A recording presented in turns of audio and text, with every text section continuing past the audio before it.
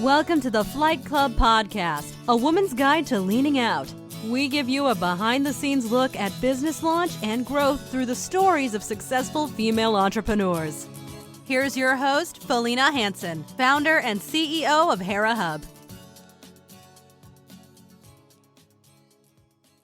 Hello and welcome. I am so excited to share my conversation today with a longtime friend, Carey Adolfsson. She is a pioneer in so many regards as it relates to technology, women in technology, leadership positions. We have so much to cover today. I'm really excited. Just a bit of background before we dive into our conversation with Carey. She is CEO of Diagnostic Defense Technology Analysts, also known as DTA, and we're going to get into details of what all that means and what she actually does. But a teaser to that, she focuses on providing world-class commercialization assistance to advanced technologies in areas such as AI, diagnostics, and defense-related applications. She's also an avid community member, volunteer. She was the founding member of Women in Technology International, also known as WITI, here in San Diego. Has been very involved in that organization for a long time.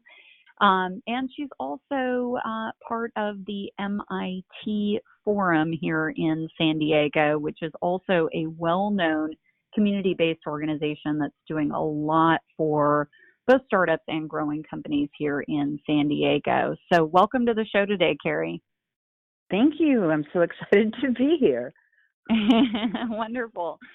Well, you have just an incredible background. I mean, you have done so much, Carey. I mean, for San Diego specifically, as well as other areas. I know you've lived in other parts of the world, recently Sweden, and we're certainly happy to have you back in San Diego, of course. If you would, take us, back in your career path. When did you start to get into the world of technology? How did that all come about? How did that happen? That's a very good question. Thank you for asking that. Prior to getting involved in technology, I was actually in the nonprofit world, and I had just gotten remarried, and my husband said to me, I had that last position was the executive director for a women's center, and under that women's center, we also ran a women's shelter. But so I had distanced myself from the nonprofit world and was recently married, and my husband said to me, you can stay home, you can go to school, or you can start a business. And so I went straight away. This was in Ridgecrest, California, where it's basically a Navy town. It's next to the Naval Weapons Station at China Lake. And I became involved with the Technology Transfer Center at the Navy base. And I fell in love with technology and all the research, and I would visit the different laboratories. I would talk to the different research scientists, and they just loved the fact that someone was interested in what they were doing. So it must have been like 1997. I sponsored the first technology assessment workshop in Ridgecrest, actually the first one with the National Technology Transfer Center out of Wheeling, West Virginia. And I brought out this team that was going to take us through this technology assessment workshop. And in that workshop, there were about 20 to 25 research scientists from the base that came over, and we spent the day learning how to assess technology. And the software they were using at that time was called the Top Index. And I actually fell in love with the software. I don't know how else to explain it. How does one do that? How does one fall in love with software? Yeah, it's like, it was the coolest thing because we it was a very granular assessment. So we could ask all these questions, and it was a weighted system. So we would give it a score, and at the end, you actually had a way to look at the technology quantitatively. And Awesome. I just thought that was cool. It's very cool, and obviously that has been carried throughout your career. But before we go on here, I really want to frame this for our listeners, Carey, because not everybody knows what technology transfer is, and I certainly didn't know when I first met you. It took me, a couple of times hearing and listening to like, okay, what is this? So, do you mind if I give my uber simple, basic understanding as I understand it of what technology transfer is, and then you can tell me if I don't have it quite right. Okay. But for, in this case, this, military institution, universities, all kinds of folks that are doing research, they're coming up with great ideas, and that's fantastic. I don't want to say but, but I'm going to say but, so what? So what do you do with that information? How can you take this great idea or innovation and actually bring it into the world, right? Commercialize it, create an opportunity for somebody to make money off of it in commerce, if you will. And otherwise, all these great ideas and super smart people, but what do it doesn't, I don't want to say it doesn't go anywhere, but to some extent, it doesn't leave the walls of that institution. And so your expertise has really grown in helping people figure out, what innovations, based on this tool you talked about and the tool you currently have, how do we know which one of these great ideas is likely to make money, frankly, right? Right, exactly. And I'll give you two really good examples. When I was at China Lake, one of the chemolucent sticks were developed there, and the reason, those little sticks that you break, yeah, you shake them, and they shine at night. Well, those were actually developed for Navy SEALs because they needed a source of light when they were out in their dinghies that didn't require batteries or anything like that. So that's where they came from. And then those were actually licensed out of China Lake into the commercial sector. And then, of course, you see them all over the place. So that's one good example. The bad thing was that at that point, the two researchers that actually came up with that never made any money on it. Why? Sad but true. It's just the way that the licensing was working at that time. It was a long time ago. It's different now. The other one is Velcro. So Velcro was developed at NASA for astronauts. And now you see where Velcro is being used all over the world.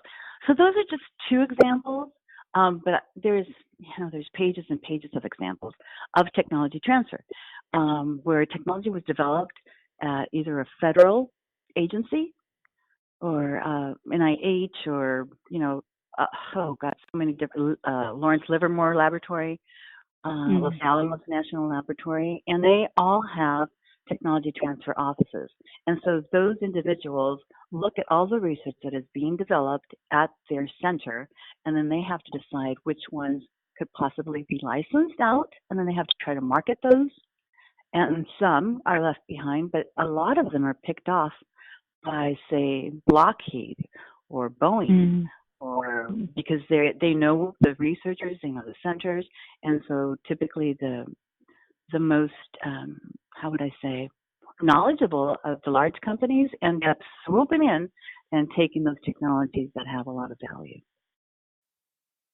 So interesting, and something that we, a lot of us never thought about before, right? You just assume that these companies have their own labs, which they do, and they're doing their own research, but it makes complete sense. Why not go into these institutions, these universities, these, military research centers and say, hey, what are you guys cooking up in here? Can we bring this to market? And hopefully now some of those contracts have gotten better, so these scientists and researchers are able to benefit off of these ideas.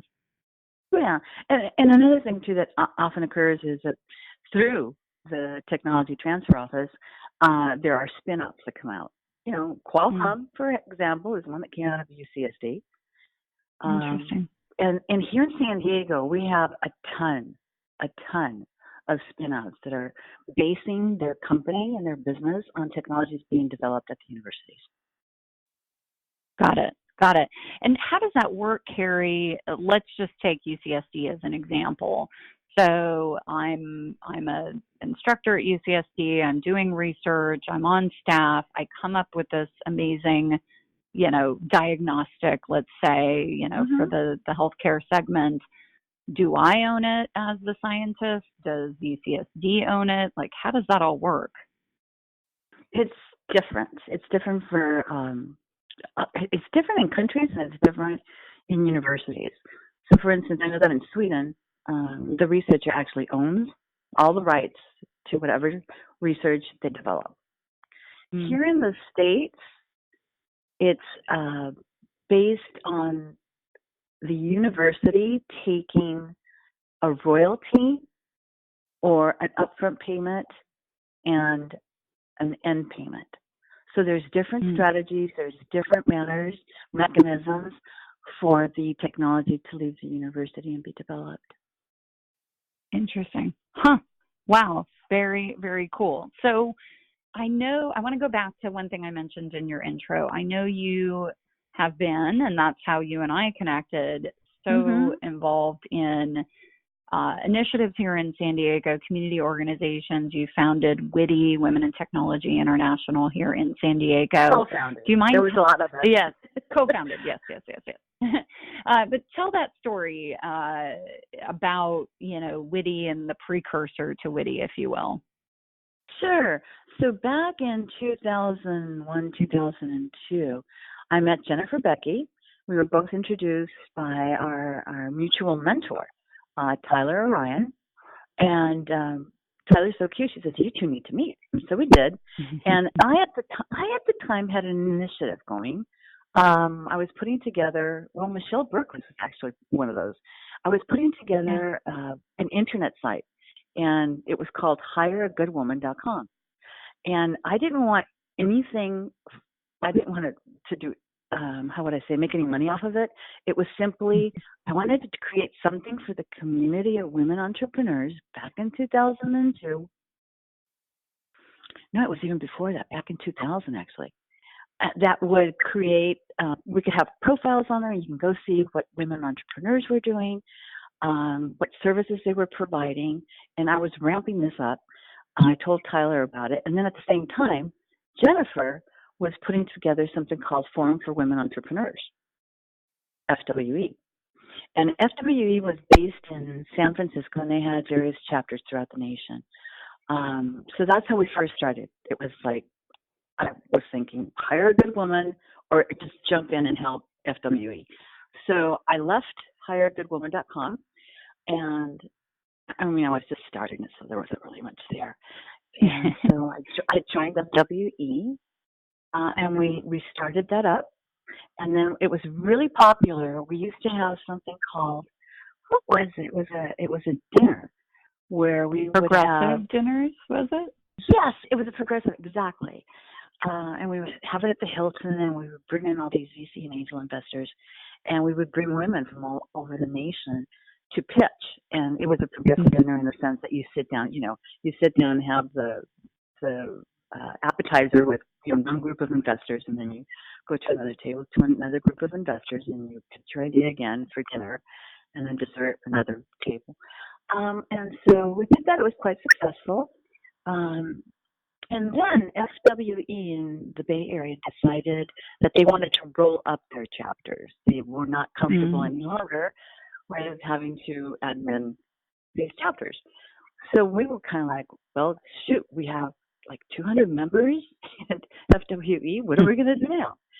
So Jennifer called David Layton, who is the president of WITI, and said, "Hey, I've got this membership. Do you want a chapter?"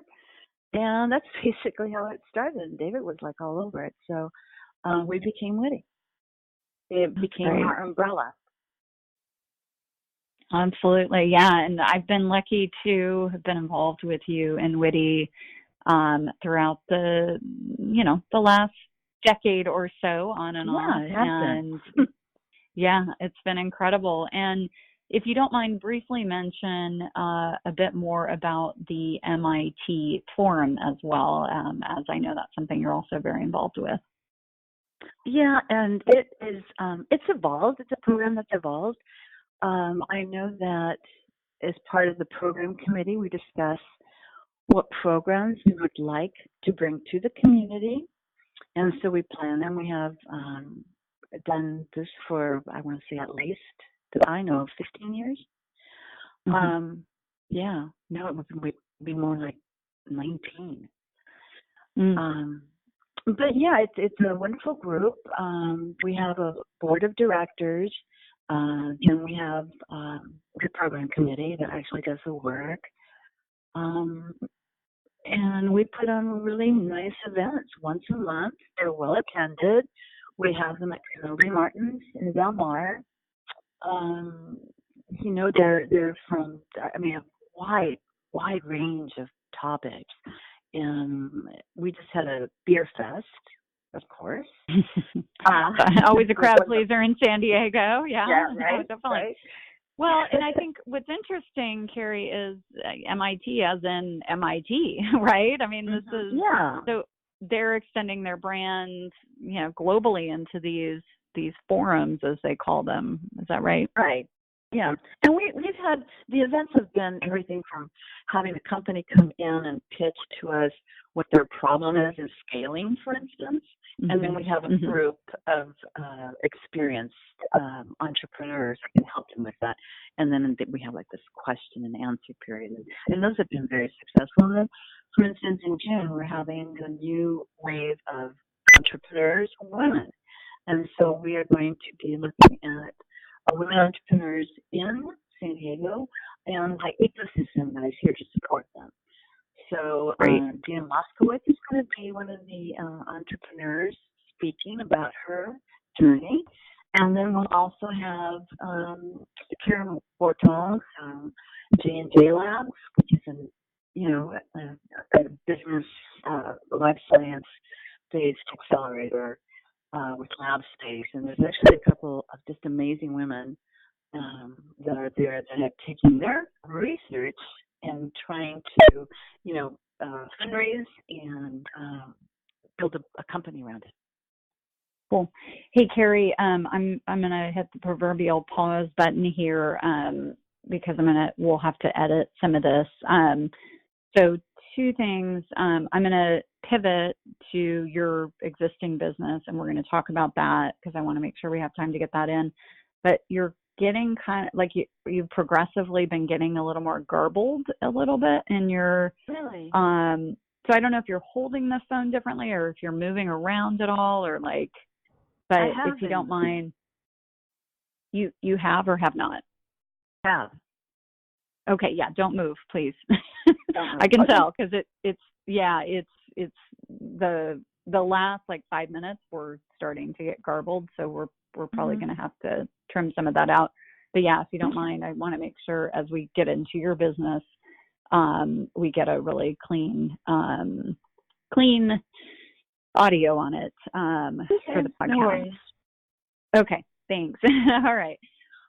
Carey, I want to get into, you've had this company, Diagnostic and Defense Technology Analysts, really for 15 years now. I mean, you've been doing some incredible work all over the world, and you have this software platform that you are bringing to market really to help folks decide, how do we want to focus our attention on the technology and innovation that we're developing, within whatever structure, university, military. So talk about this product. What is it called and what does it do? It's called Astrolaunch, and it will actually be is an online platform where if you subscribe to it, you can fill in a questionnaire. It will give you a score, and then it will also provide a report on real-time market intelligence, what the trends are, who's doing what. It will provide you the names of the key opinion leaders within that technology application. And it will also provide you with an insertion point, if possible, into the NASA commercialization roadmap. This is done through artificial intelligence, what we call natural language processing, and a little black box that does a lot of work. Does that make any sense for you? It does. Yeah, absolutely. Yeah. So am I saying that right? I mean, this kind of comes back to our prior part of our conversation where you talked about, getting into this military research base and having some software that was helping them analyze the viability of things. I mean, is there any similarity in those concepts of that first software platform you said you fell in love with? Oh, God, you got it. Oh, Felina, good for you. Because that was a weird thing. So I've never fallen in love with software. That was my first time. And so I'm in Sweden, right? And it's like the dead of winter. And I'm just like depressed. This is not sunny California, and I'm a San Diego girl. And so, I'm on the internet a lot. And so I find this technology assessment tool that was developed at the Münster University in Germany. So guess what? I fell in love again.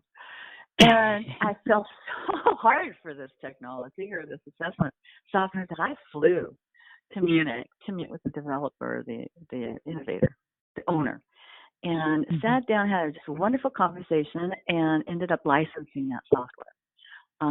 So then I licensed the software called Tech Advance, and I sold a few copies in Sweden, and that's when I realized that, yes, this was like the version 2 of the first software that I fell in love with.